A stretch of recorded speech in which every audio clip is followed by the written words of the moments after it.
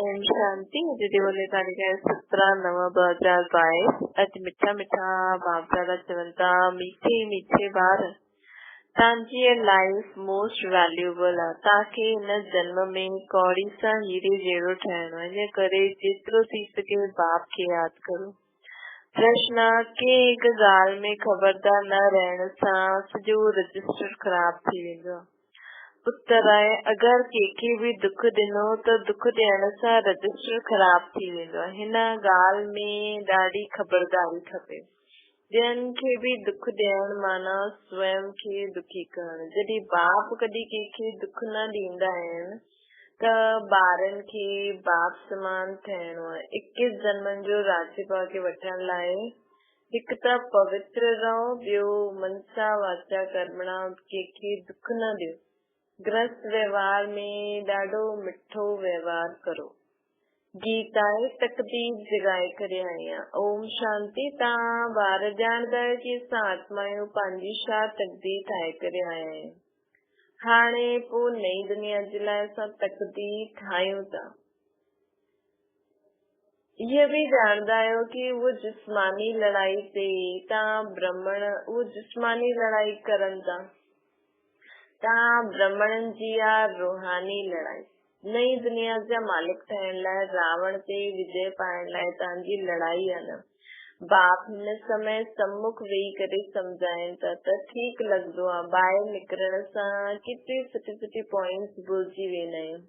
तव्हां मुरझाए वेंदा आहियो। बाप आहे श्रीमत ॾियण वारो, नई दुनिया जो स्वराज्य ॾियण वारो। स्व अर्थात आत्मा चईंदी आहे पहिरियों मूंखे गदाई हुई, हाणे राजाई थी मिले।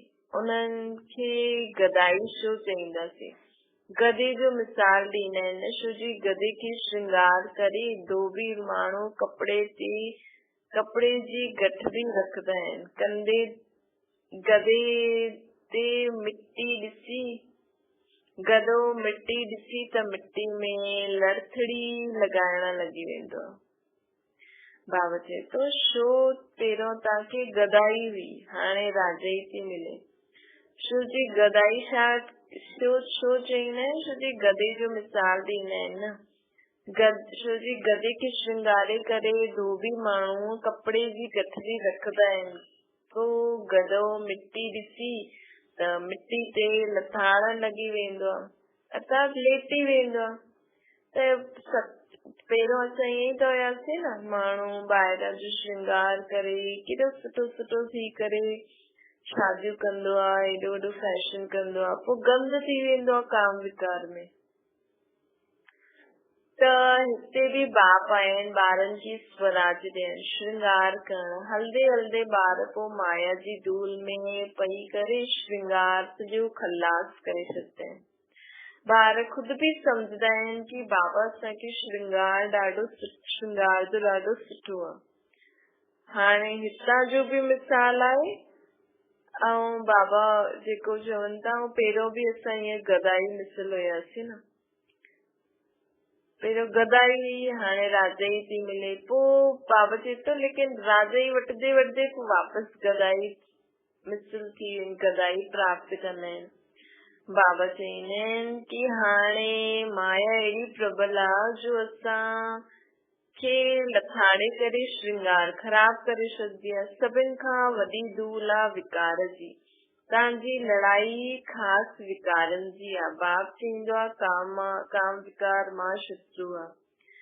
कीअं शत्रु ठहियो आहे इहो भी न ॼाणदा आहियो। बाप असांखे स्वराज्य ॾींदो आहे, हाणे उहो गवायो। पोइ बाप अची करे विकारनि ते जीत पाइण जी युक्ति ॿुधाईंदो आहे। वास्तव में तव्हांजी लड़ाई काम मां शत्रु सां आहे। हाणे बाप चए थो कि कामी सां निष्कामी ठहो। निष्कामी अर्थात कोई भी कामना न, जंहिंमें कोई विकार न हुजे, उनखे निष्कामी चइबो आहे। बाप काम ते जीत पहनाईंदो आहे। कोई खे पतो ई न आहे कि रावण राज्य कॾहिं खां शुरू थींदो आहे। जगन्नाथ जी मंदिर में देवताउनि जा ॾाढा गंदा चित्र लॻल आहिनि। इन सां सिद्ध थींदो आहे कि देवताऊं भी वाम मार्ग में वेंदा आहिनि त मनुष्य भी कामी ठही आहिनि। चईं देवताउनि भी त अहिड़ा कम कया हुया, हाणे तव्हां कामी मनुष्य खां निष्कामी देवता ठहो।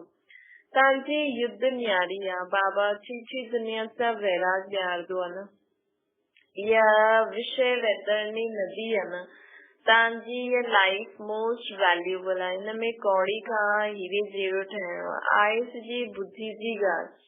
तव्हांखे बाबा जी यादि में रहणो आहे। अॼुकल्ह त मौत जे लाइ अनेक बॉम्ब साॼी ठाहींदा आहिनि। मनुष्य त कोई गुनाह न कयो।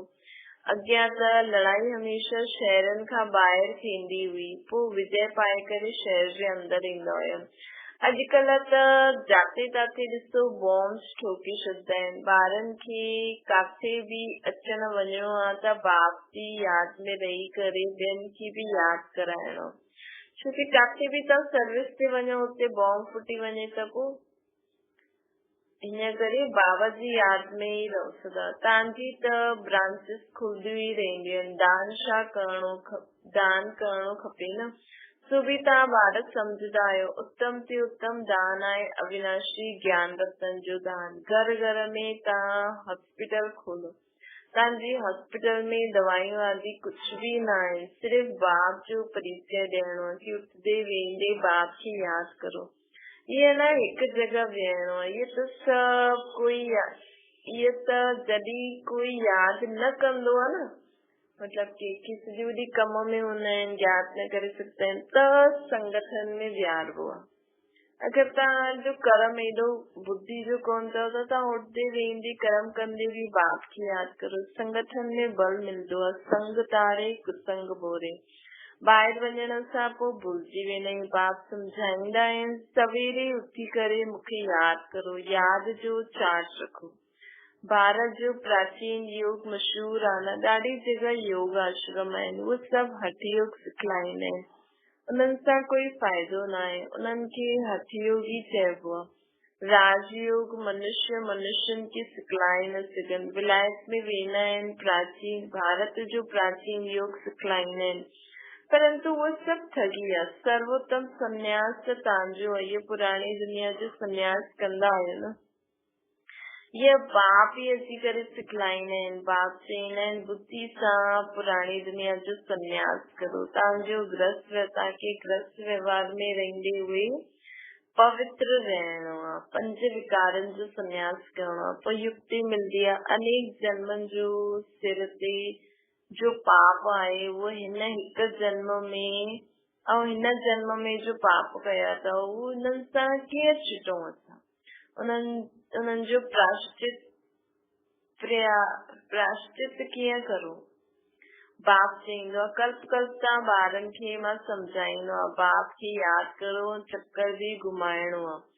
तव्हांजो तव्हांखे स्वदर्शन चक्र फिराईंदे रहणो आहे। अर्थात असां स्व जो जेको बाबा स्व जे बारे में नॉलेज ॾिनी अथई असां आत्माउनि खे, हुनजो ज्ञान बुद्धि में फिरंदो रहे। उन्हनि जो ई मनन चिंतन रहे। फिरंदो रहे मतलब उन्हनि जो ई मनन चिंतन रहे। हिन चक्कर सां तव्हांजा सभु पाप नाश थी वेंदा। सुदर्शन चक्र जी केतिरी महिमा आहे न। उन्हनि पोइ ॾेखारियो आहे श्री कृष्ण सुदर्शन चक्र हलाई केतिरा मरी आहे न। उहा त आहे सभु दंत कथायूं। तव्हां ॿारनि खे अर्थ बाबा सम्झाए अथई। बाप ॿारनि खे सम्झाईंदो आहे हिकु त कंहिंखे बि दुख न ॾियणो आहे। बाप कॾहिं कंहिंखे दुख न ॾींदो आहे। त ॿारनि खे बि अहिड़ो ठाहिणो आहे। ॿियनि खे दुख ॾिना गोया पंहिंजे खे दुख ॾिनो। कंहिंखे बि दुख ॾियणो आहे ॾींदा आहियो त गोया पंहिंजो ई खातो ख़राब कंदा आहियो न। इन में ॾाढी ख़बरदारी खपे। अहिड़ो कोई पाप कर्म न करणो आहे जंहिंसां रजिस्टर ख़राब थिए। ॿार लिखंदा आहिनि कि बाबा अॼु सां इहा भूल कई, हुन ते क्रोध कयो, अॼु मां किरी पियमि। बाबा असांजो हिन में मोह आहे। ॾाढी रिपोर्ट ईंदी आहे। पोइ उन्हनि खे सम्झाइबो आहे। तव्हांजो अंजाम वाइदो आहे कि तव्हां जॾहिं ईंदा हो त मां तव्हां सां गॾु ई बुद्धि योग रखंदमि, नष्ट मोह ठाहींदमि। सन्यासी त छॾे करे हली वेंदा आहिनि। प्राप्ति त कुझु न। तव्हांखे त प्राप्ति ॾाढी आहे। इन करे नष्ट मोह पूरो ठहिणो आहे। प्यार हिकु बाप सां ई रखणो। असांखे आत्मिक प्यार हिकु बाप सां ई रखणो। उन्हनि खे यादि करणो आहे। ईअं बि ॾाढा आहिनि जो बाबा सां प्यार में आंसू बि वहाईंदा आहिनि कि अहिड़े बाबा सां असां दूर छो थियूं, असां त बसि शिव बाबा सां ई लटकल रहंदासीं। हिते प्राप्ति ॾाढी भारी आहे न। ॿाहिरनि जे सत्संग में ढेर वेंदा आहिनि, प्राप्ति त कुछ न आहे। उहो त ईअं ई कंहिंखे न सम्झाईंदा आहिनि कि काम शुरू आहे। कोई बि ईअं चई न सघंदो सिवाय बाप जे। बाप ई त सत्य ॿुधाईंदो आहे न। मनुष्य खे राजिक सिखलाए न सघे। हा, कोई राजा ठहींदो आहे त अल्पकाल सुख जे लाइ ॾाढा दान पुण्य ग़रीबनि खे कंदा आहिनि त काथे राजा वटि जन्म वठंदा आहिनि। हिते त तव्हांखे 21 जन्मनि जो राज्य भाग्य थो मिले। बाप चईंदो आहे हिकु त पवित्र रहो, ॿियो मनसा वाचा कर्मणा कंहिंखे दुख न ॾियो, न त सजाइनि जे निमित्त थी वेंदो। छोजी हिते धर्मराज बि वेठो आहे त बाबा जो राइट हैंड आहे न धर्मराज।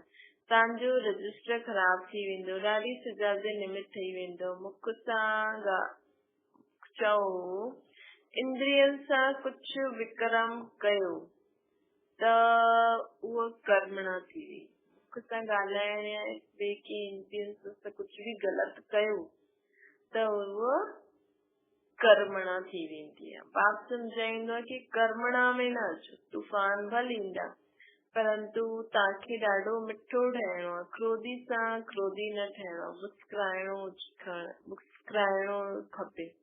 क्रोध में सन्यासी गाली बि ॾींदा आहिनि, क्रोध में मनुष्य गाली बि ॾींदा आहिनि, सम्झंदा आहिनि सम्झबो आहे हिन में क्रोध जो भूत आयो आहे। ज्ञान सां सम्झाइणो हूंदो आहे। गृहस्थ व्यवहार में तव्हांजो व्यवहार ॾाढो मिठो हुजणो खपे। ॾाढनि जे लाइ चईंदा आहिनि कि अॻियां त हिननि में ॾाढो क्रोध हुयो, हाणे त ॾाढा मिठा थी विया आहिनि। महिमा कंदा आहिनि न, अगरि इहे सुधरी वेंदा त अल्टीमेटली कंहिंजी महिमा थींदी? बाबा जी। कोई त पवित्रता ते बिगड़ी वेंदा आहिनि कि विकार बिगड़ सृष्टि कीअं हलंदी।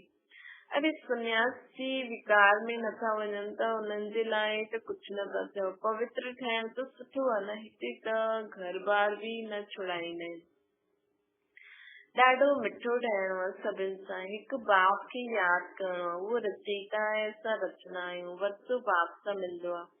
भाउ सां वरसो मिली न सघे। ॻाईंदा बि आहियूं न, असां सभु भाउ आहियूं त ज़रूर बाप जो हूंदो, बाप बि हूंदो न। जॾहिं असां भाउ आहियूं त असांखां वॾो बाप बि हूंदो। ब्रदर्स बाप बग़ैर हूंदा आहिनि छा? हाणे तव्हां ॾिसो कीअं भाउ भेण ठहिया आहियो। वरसो ॾाॾे सां मिलणो, मुख वंशावली ठहरियो न। घायल बि आहे प्रजापिता।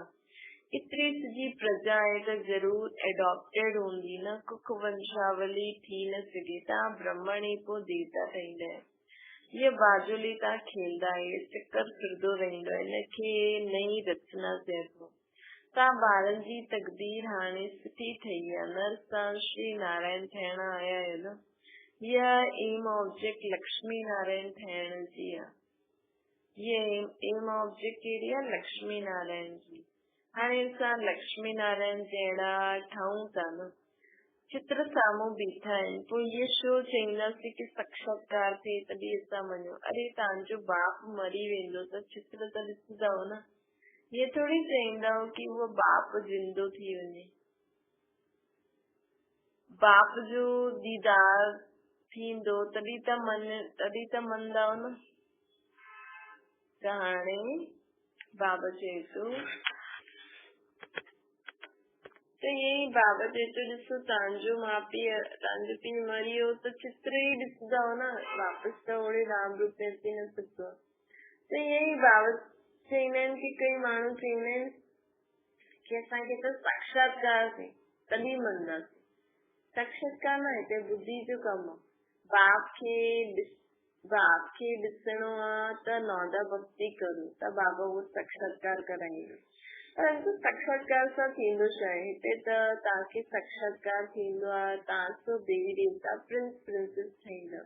इहे त सम्झण जी ॻाल्हियूं आहिनि। तव्हांखे हिन धुन में ई रहणो आहे। तव्हां त ॼाणदा आहियो कि हाणे राजधानी स्थापना थी न आहे, अञा लड़ाई लॻी न सघी आहे। कर्मातीत अवस्था अर्जुन काथे आई आहे। हाणे तव्हां ॾिसंदा आहियो कि गली गली में इहे रूहानी हॉस्पिटल कम कॉलेज खुलदी वेंदी। बाबा बुद्धि जो तालो खोलदो वेंदो। ब्राह्मणन जी वृद्धि थींदी वेंदी। ब्राह्मणन खे पोइ देवता ठहिणो आहे। तव्हां में बि ताक़त ईंदी वेंदी। हाणे भाषण सां हिक ॿिए खे कढो। हाणे भाषण सां हिकु ॿ निकिरंदा वेंदा आहिनि, पोइ 50-100 निकिरंदा, पुरुषारत करण लॻी वेंदा। थियणो त आहे से गृहस्थ व्यवहार में रहणो आहे, छॾणो कुझु बि न आहे। कोई निकितो बि आहे, निकिरंदा कोई कढी बि ॾींदा आहिनि, कोई कंहिंखे कढी बि ॾींदा आहिनि, मतिलबु ज्ञान मिलंदा आहिनि त घर मां ई कढी ॾींदा आहिनि। परंतु हिन में नशो मोह सुठो ठहिणो खपे। इन करे बाप शरण बि ॾाढी ख़बरदारी सां ॾींदा आहिनि, न त पोइ हिते अची करे तंग कंदा आहिनि। इन करे बाबा की कंहिं ॿार खे बाबा अगरि मतिलबु हिते अची बि वञे, लेकिन हिते अगरि तंग करे, अने हुतां बि निकिरी हितां बि निकिरी त पोइ बाबा छा कंदो? इन करे बाबा ॾाढो ख़बरदारी सां शरण ॾींदो आहे। ॿारनि खे त ॾाढो मिठो ठहिणो खपे। तव्हांजो ज्ञान ई गुप्त आहे। कन में मंत्र ॾियो। तव्हां बि कंहिंखे चईंदा आहियो कि शिव बाबा खे यादि करो। अॻियां हली सिर्फ़ु चइण सां ई बुद्धि में ठकाव थी वेंदो ऐं झटि पुरुषारत करण लॻी वेंदा। धीरे धीरे ॼाण वधंदो वेंदो। ॿारनि खे ॾाढो पुरुषारत करणो आहे, अंधनि जी लाठी ठहिणो आहे न। नंबरवार ठहींदा आहिनि, सभु हिकु समान त न थींदा। हा, सत्युग में सभु पवित्र थी वेंदा। हुते दुख जो नाम निशान न हूंदो। दीपमाला थींदी आहे सत्युग में, दशहरो हूंदो आहे संगम ते। हुते त सदैव दिवाली आहे। दिवाली जो अर्थ ई आहे सभु आत्माउनि जी जोत जगल हुजे। ईअं न कि सत्युग में कोई दिवाली मनाईंदासीं, दीवे आदि जगाईंदासीं, न। हुते त ख़ुशियूं ई मनाईंदा रहंदा आहिनि। जॾहिं कॉरोनेशन थींदो आहे तॾहिं धूमधाम सां मनाईंदा आहिनि। बाक़ी त रोज़ ई ख़ुशियूं आहिनि। इहे ज्ञान जी ॻाल्हियूं आहिनि। हर हिकु आत्मा साफ़ शुद्ध हूंदी आहे हुते। हाणे असां ठहूं था न, हर हिकु आत्मा साफ़ शुद्ध थिए थी। पोइ सत्युग में असां सभी आत्माएं साफ़ शुद्ध हूंदासीं। उते सभु पवित्र ई हूंदा आहिनि। तव्हांखे रोशनी मिले थी न। जीअं बाबा खे नॉलेज आहे उअं त ॿारनि खे बि आहे। बाक़ी त हुते सभु पवित्र ई हूंदा आहिनि, त ख़ुशियूं ई ख़ुशियूं आहिनि। तव्हांखे बाप सम्झाए थो ॿारनि खे कॾहिं ड्रिजणो न खपे। तव्हांजी लड़ाई बिल्कुलु ई अलॻि आहे। तव्हांजी लड़ाई आहे ही पुराणे दुश्मन रावण सां। तव्हां माया ते जीत पाए करे जगत जीत ठाहो था न। बाप तव्हांखे विश्व जो मालिक थो ठाहे। बाहुबल सां कोई विश्व जो मालिक थोड़ी ठहींदे। हाणे टाइम बाक़ी थोड़ो आहे। विनाश साम्हूं बीठो आहे। कल्प पहिरियों मुआफ़िक असां राजयोग सिखूं था। गुप्त केतिरी गुप्त पढ़ाई आहे न। इनखे कोई न ॼाणे। जंहिं कल्प पहिरियों राज्य भाग्य वरितो हूंदो उहो ई अची करे वठंदा। हुननि जो ई पुरुषारत हलंदो। जेतिरो रावण ते जीत पाईंदा वेंदो, ओतिरी यादि सां शक्ति मिलंदी वेंदी। बाबा खे यादि कंदा वेंदासीं, रावण ते जीत पाईंदा वेंदासीं, त ॿियो शक्ति मिलंदी वेंदी। ॿारनि खे टाइम वेस्ट न करणो आहे। बाबा चईंदो आहे कि ॿार सर्विस कंदे कंदे थको न। कोटनि में कोई निकिरंदा आहिनि, पोइ बि माया जो थप्पड़ लॻण सां फेल थी वेंदा आहिनि। माया बि सर्वशक्तिवान आहे त बाबा बि सर्वशक्तिवान आहे। अधु कलाक त माया बि जीत वठी न, त बाप खे यादि करणो, श्रीमत बाबा खां वठंदा रहो। अच्छा, मीठे सिकिल जे ॿारनि प्रति माता पिता बाप दादा जो यादि प्यार ऐं गुड मॉर्निंग। रूहानी बाप जी असां सभिनि रूहानी ॿारनि खे नमस्ते। असांजी बि रूहानी माता पिता बाप दादा खे यादि प्यार गुड मॉर्निंग और नमस्ते। धारणा जे लाइ मुख्य सां सचो प्यार हिकु बाप सां रखणो आहे। बाक़ी सभिनि सां नशो मोह ठाहिणो। मुख सां व कर्मेंद्रियनि सां कुझु बि पाप न करणो आहे। रजिस्टर सुधार ठीकु रखणो। ॿियो आहे सर्विस में कॾहिं थकणो न आहे। पंहिंजो टाइम वेस्ट न करणो आहे। घर घर में रूहानी हॉस्पिटल खोले सभिनि खे यादि जी दवाई ॾियणी आहे। वरदान प्रवृत्ति में रहंदे लौकिकता सां न्यारो रही प्रभु जो प्यार प्राप्त करण वारा लगाव मुक्त पावचनता प्रवृत्ति में रहने लक्ष्य रखो कि सेवा स्थान से सेवा जलाया है, जाते भी रहना है जो वातावरण सेवा स्थान जेड़ो। प्रवृत्ति जो अच्छी पर वृत्ति में रहने वाला अर्थात निजोपन्न पाप जो आता पर वृत्ति आए न, कोई भी अच्छी का अनुभव करे कि तो न्यारा हो प्रभु का प्यारा है कि में भी लगाव न हो, वातावरण लौकिक न हो, अलौकिक हो, क्षण करण समान हो, तभी नंबर 1 मिलेगा। स्लोगन आए सदा खजानन से संपन्न संतुष्ट रहो तो परिस्थिति इंद्रियों बदलती रहे। सदा खजानन से संपन्न संतुष्ट रहो तो परिस्थिति इंद्री भी बदलती भी वेंदी। शांति।